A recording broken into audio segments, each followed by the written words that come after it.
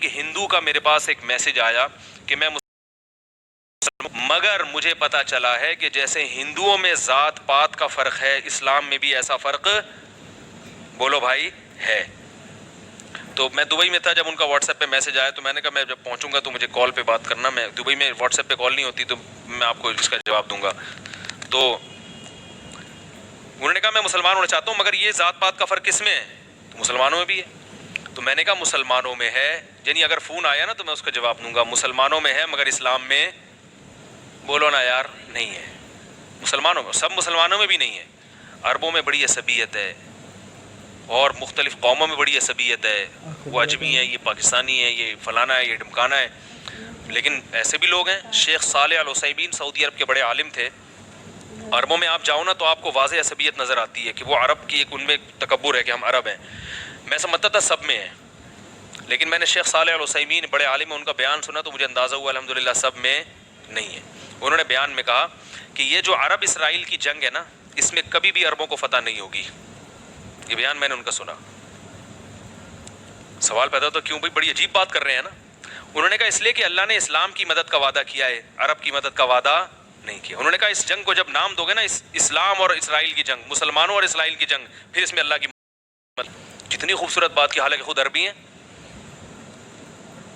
کیا خیال ہے بھائی؟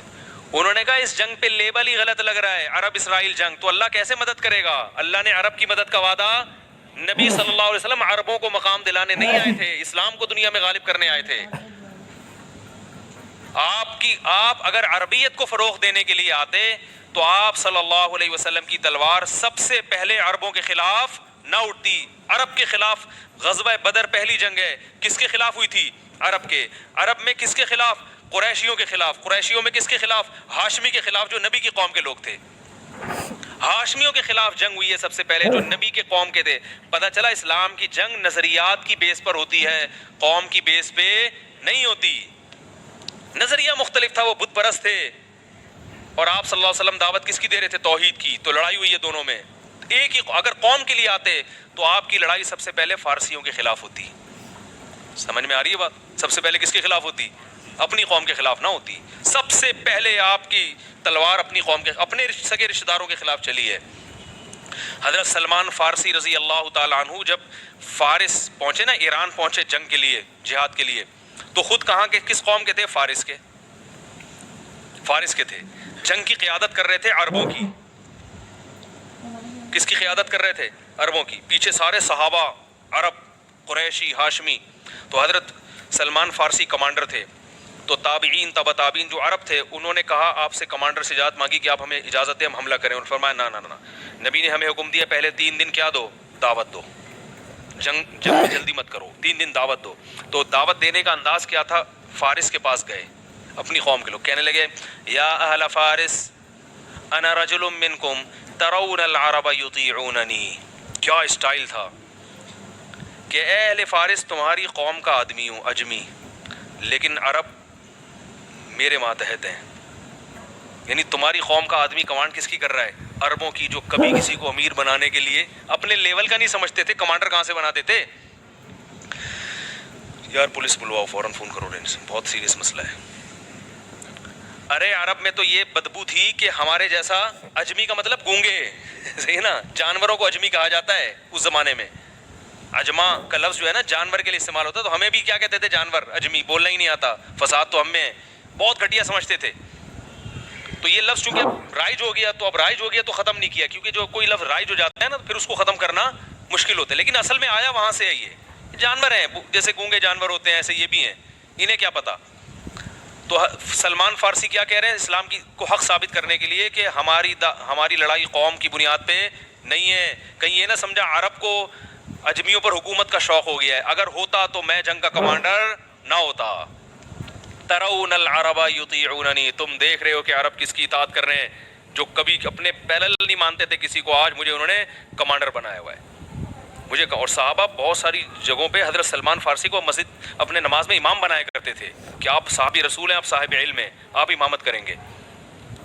تو اس سے کیا پتہ چلتا ہے کہ یہ عصبیت اسلام میں نہیں ہے، مسلمانوں میں آ گئی عصبیت، عربی اجمی کا، اور یہ فلانا ڈمکانا، اور وہ بہت تو، اور یہی وجہ ہے کہ عرب اسرائیل کی جنگ میں اللہ کی طرف سے مدد نہیں آ رہی، کیونکہ اللہ نے کب کہا ہے کہ میں عرب کی مدد کروں گا؟ اللہ نے کہا اسلام کا لیبل لگاؤ گے تو کیا ہوگا؟ مسلمانوں کی اور یہ جنگ ہے، پھر دیکھو اللہ مدد کرے گا، کیوں نہیں کرے گا انشاءاللہ۔ اللہ نے تو یہودیوں کے مقدر میں ذلت لکھی ہوئی ہے، ٹھیک ہے نا، لیکن اللہ قوم کی مدد کرے گا تو لوگ کہیں گے دیکھو، عرب کہیں گے دیکھو اللہ ہمارے ساتھ ہے۔ اللہ آپ کے ساتھ نہیں ہے، اللہ اسلام کے ساتھ ہے، ٹھیک ہے نا۔ نبی صلی اللہ علیہ وسلم نے اسلام کی دعوت کو دنیا میں عام کیا ہے اور اسلام ہی کے ساتھ ہے۔ ہاں نکاح میں کفات کا جو مسئلہ ہے، اس میں جو کہا جاتا ہے کہ ایک عرب غیر عرب کا کفو نہیں ہے نکاح میں، یا اور لڑکی کی جب شادی کی جائے گی تو خاندان دیکھا جائے گا، اس کی وجہ یہ ہے کہ نکاح ایک دنیاوی معاملہ ہے، اس میں جب تک عورت کو دنیاوی لحاظ سے شوہر اوپر کے درجے کا نہ ملے یا اپنے برابر نہ ملے تو جوڑا کامیاب نہیں ہوتا۔ اسی وجہ سے فقہاء نے لکھا ہے کہ بالکل ایک کمتر لڑکی جو ہے، جو ایک یعنی ایک کمتر لڑکا، مثال کے طور پر ایک لڑکے کا پیشہ ہے بیچارہ جھاڑو لگاتا ہے، جائز ہے یہ بھی، وہ کوئی بہت اعلیٰ افسر کی بیٹی سے نکاح ولی کی اجازت کے بغیر نہیں کر سکتا، کیونکہ بے جوڑ کا رشتہ، یہ میچنگ کی شادی نہیں ہے۔ تو اس کا مطلب یہ نہیں کہ جو جھاڑو لگا رہا ہے وہ کمتر ہے بھائی، مطلب یہ ہے کہ دنیاوی لحاظ سے کیونکہ کمتر سمجھا جاتا ہے تو یہ میچنگ کا رشتہ نہیں ہوگا، اس میں طلاق کے امکانات زیادہ ہیں۔ تو یہ تو کوئی بھی قوم ہو یا کوئی بھی عقل مند ہو تو وہ یہی مشورہ دے گا۔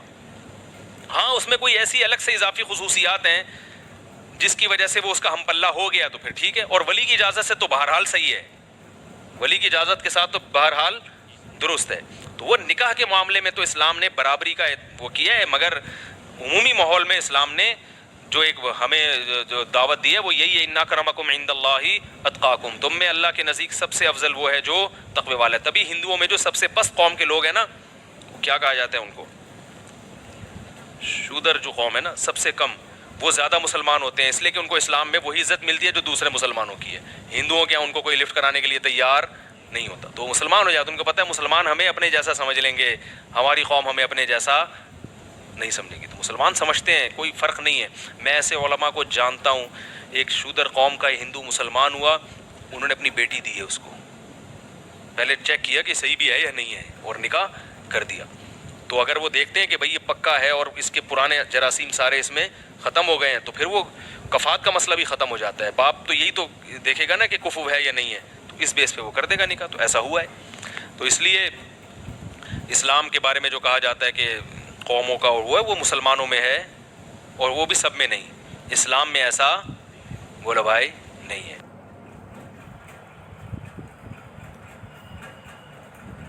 یہ والا ہٹا دو۔